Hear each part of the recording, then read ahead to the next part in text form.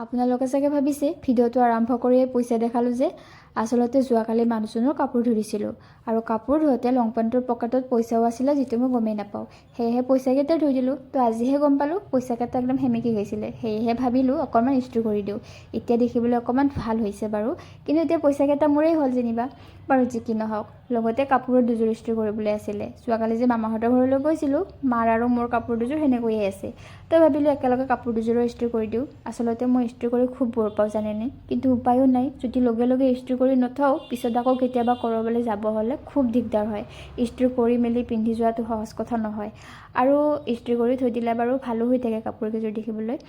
তো আজি বাৰু কাপোৰকেইযোৰ মই এনেকৈ ইস্ত্ৰি কৰি থৈ দিলোঁ এতিয়া দুপৰীয়াৰ কাৰণে ৰেডি কৰিবলৈ হ'ল মানে ভাতৰ আজি বৰ বিশেষ একো নবনালোঁ ৰাজমাহ বনালোঁ আৰু আলু আৰু ভাতকেৰেলা বইল কৰি ভাজি দিলোঁ আৰু আজি এনেকৈয়ে থৈ দিলোঁ খুব এলাহ লাগিছিলে বাৰু আজিলৈ আহিছোঁ বাই বাই